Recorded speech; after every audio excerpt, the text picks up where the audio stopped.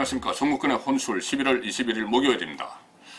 오늘은 한국당 한기환 대표 단식 이틀째 되는 날이죠.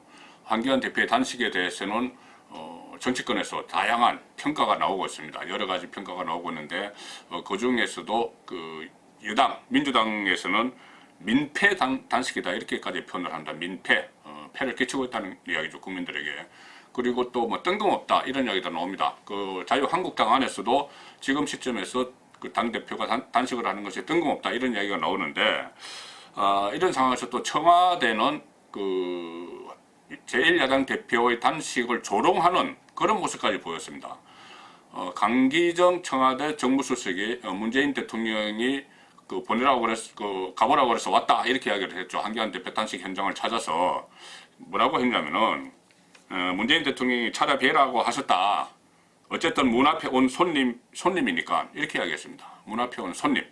제1야당 대표가 국정 실패를 지적하면서 국정 방향을 좀 똑바로 하라고 단식 투쟁을 하러 청와대 앞에 갔는데 문 앞에 온 손님이다. 이렇게 표현을 했습니다. 자, 그러니까 저는 이것이 이거 민폐가 아니고 저는 정권에게 아마 폐가 되는 것 같으니까는 그런 이야기를 하는 것 같고, 또 뜬금이 없다는 이야기 나오는데 저는 뜬금이 있다고 봅니다. 왜 그러냐면은 지금 대내외적인 그러니까 한국당 안의 사정과 한국당 바깥의 사정, 전국 상황이 정말 그냥 눈 뜨고 당할 수 없는 그런 사정이 있습니다. 제가 간략하게 한번 설명을 드려보겠습니다. 일단 대외적 상황을 보면은, 자, 한기환 대표가 세 가지를 요구했죠. 지소미아 파기, 또 연동형 비례대표제 선거법 포기, 또 공수처법 포기, 이렇게 세 가지를 요구를 했는데, 지소미아 같은 경우는 모레, 그러니까 내일 0시가 포기, 한일정보보호협정 포기가 발효가 되는 날입니다. 그러니까 너무 시급한 거죠.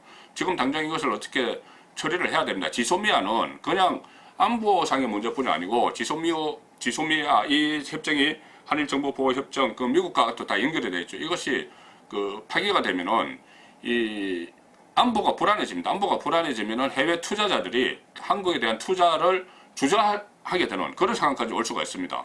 상당히 중요한 상황인데, 이것이 발효 시점이 목전에 다가오니까 지금 어떤 입장 표명을 제1야당 대표가 안 하면은 그것이 또 오히려 이상할 수도 있습니다. 그것이 직무유기일 수도 있습니다. 그런 상황이고, 또 연동형 비례대표제, 또 공수처법, 이것을 포기하라고 요구를 했죠.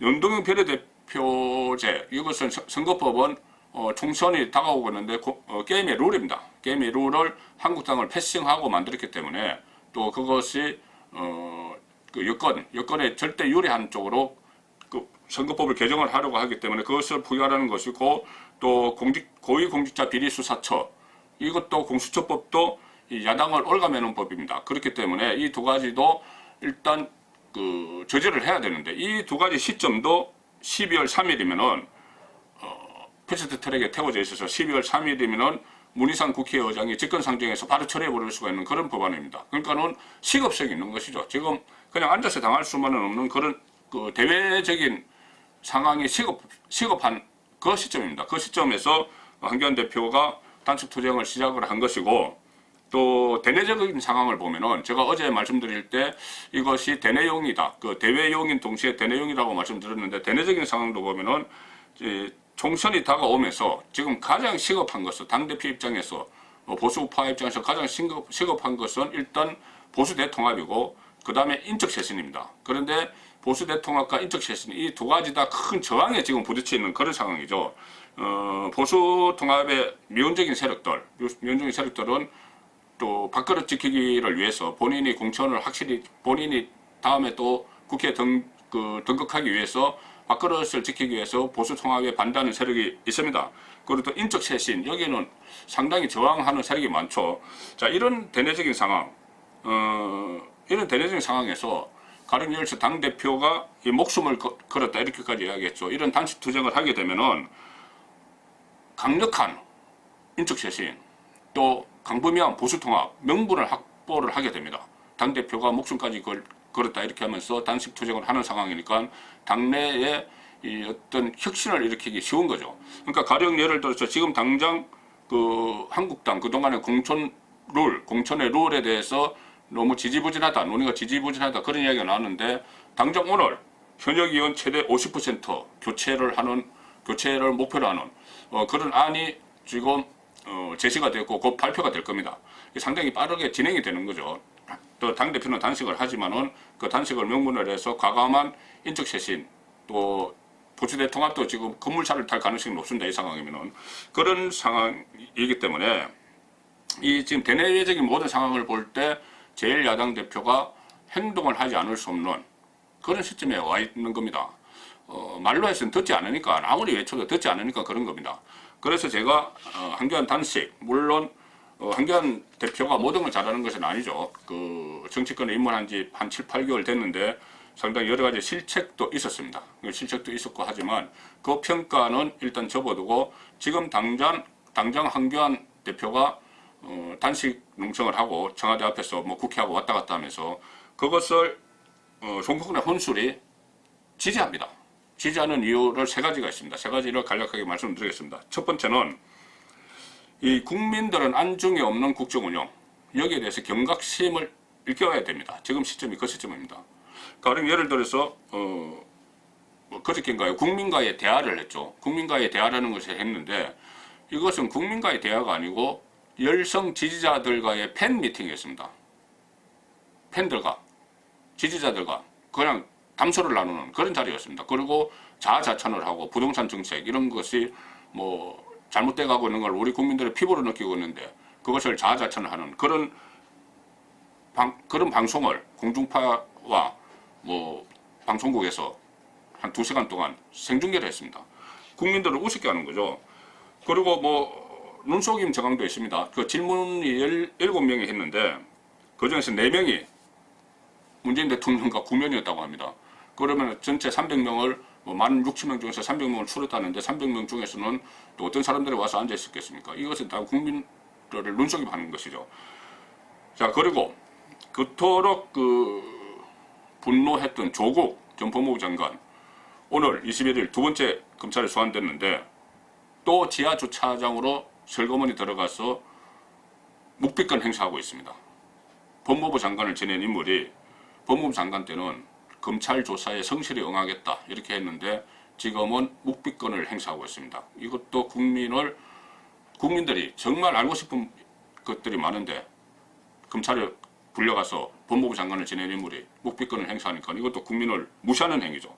자, 그래서 이 국민을 무시하는 이런 국민이 안중에 없는 국정 운영에 좀 경각심을 일깨워줄 필요가 있다는 것이고, 두 번째는 자, 이 모든 것이 정치권에서 이루어져야 됩니다. 그런데 지금 정권은 제1야당 자유한국당을 패싱하는 것이 습관화되어 있습니다. 그 제1야당을 패싱하는 그것을 고쳐야지 국정의 균형이 맞춰지는 것이죠. 그렇기 때문에 계속 패싱을 당하는 제1야당 대표가 또 가만히 있을 수도 없는 문제입니다. 가령 예를 들어서 좀 전에 말씀드린 그 패스트트랙 법안 이것은 한국당을 완전히 따돌리고 법안을 그 패스트트랙에 올렸죠. 그리고 또 최근에는 한교안 대표가 제안했던 영수회담도 석연치 않은 이유로 이런 제안에 거절했습니다. 그리고 지소미아 한교안 대표가 파기 철회를 요구를 하고 있는데 오늘 NSC 회의, 국가안전보장회의를 열어서 강행하는 절차에 돌입버렸습니다. 제1야당 말은 전혀 뭐 신경도 안 쓰는 거죠. 그냥 패싱하는 겁니다. 이런 상황에서 제1야당 대표가 어떤 행동을 하는 게 지금은 그게 저는 지지하는 이유입니다. 그리고 또 하나 마지막으로 세 번째 제가 지지하는 이유는 당대표의 제1야당 대표의 단식 농성이 보수 대통합의 명분을 확보를 할 수가 있습니다. 지금 다시 총선을 앞두고 박근혜 전 대통령 탄핵 찬성파 그리고 반대파가 분열을 하고 있죠. 이런 상황에서 한교안 대표가 청와대 앞에 단식을 하면서 문재인 정부의 실정을 부각시키면은 범보수가 그것을 매결해서 뭉칠 수가 있습니다. 반문재인 전선이 구축이 될 수 있다는 것이죠. 자, 이런 세 가지 이유 때문에 제가 한교안 대표의 단식을 지지를 합니다. 물론 좀 비판적으로 지지하는 그런 측면도 있지만 어쨌든 지금 한교안 대표 입장에서는 불가피한 선택이었다고 보고 이 단식 결과는 어떻게 생각하? 저는 단식 결과 뻔하다고 봅니다. 뭐냐면은 이 정권에서 이 세 가지를 절대 받아들이지 않을 겁니다. 세 가지 요구사항을. 물론 이 지소미아 이것은 지금 미국이 상당한 압박을 가하고 있기 때문에 지소미아는 또 은근히 유지를 하는 쪽으로 방향을 틀 수도 있지만은 두 가지 문제, 이 두 가지 문제는 절대 포기를 하지 않을 겁니다. 이 연동형 비례대표제나 공수처법 이것은 정권 유지의 수단으로 삼으려고 하기 때문에 절대 포기하지 않을 거고, 그렇다고 한기환 대표가 목숨을 걸겠다고 했으니까 한기환 대표도 포기를 못합니다. 이렇게 되면은 결국은 한기환 대표의 체력적 한계가 닿을 때까지 단식 농성을 계속할 것이고, 다 하면은 그때는 아마 강제로 단식이 중단될 가능성이 있습니다. 그런 상황이 예측이 되는데, 어쨌든 그 한기환 대표의 단식은 지금 우리 한국 정치 또 대한민국 사회의 기울어진 이 운동장 같은 이런 현실을 또 현 정권이 독선과 독주를 하는 이런 현실을 국민들에게 알리는 그런 효과는 있다고 선거권의 혼술은 생각을 합니다. 감사합니다.